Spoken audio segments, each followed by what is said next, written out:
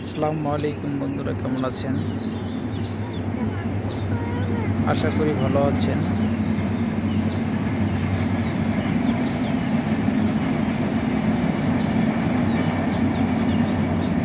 আমাদের পাশে রাস্তা দিয়ে ট্রেন যাচ্ছে।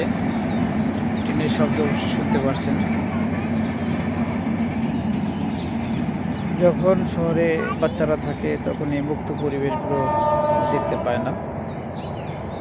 এই মুক্ত পরিবেশ দেখার জন্য অবশ্যই ছেলে অথবা মেয়েদেরকে গ্রামে নিয়ে আসবেন এবং গ্রামীণ যে পরিবেশের যে গাছগাছালি বা ধান ক্ষেত, পুকুর, নদী নালা এসব সম্বন্ধে তাদেরকে জ্ঞান দান করবেন। তারা যেন দেখে বুঝতে পারে যে এসব নদী বা ধান ক্ষেত, বাঁশ, আমাদের এলাকায় বাঁশের আড়া বলে, অন্য জায়গায় কি বলে জানি না, কিন্তু বিভিন্ন জায়গায় বিভিন্ন ভাষা।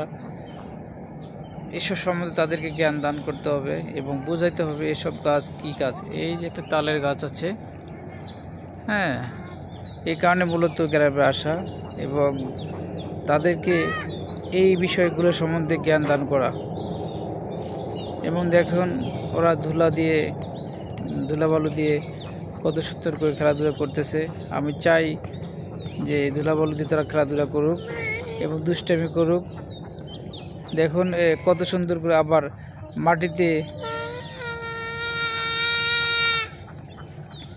শুয়ে পড়ছে, আবার কান্নাকাটি করতেছে। কতই না আনন্দ। ভালো থাকবেন, সুস্থ থাকবেন। আসসালামু আলাইকুম।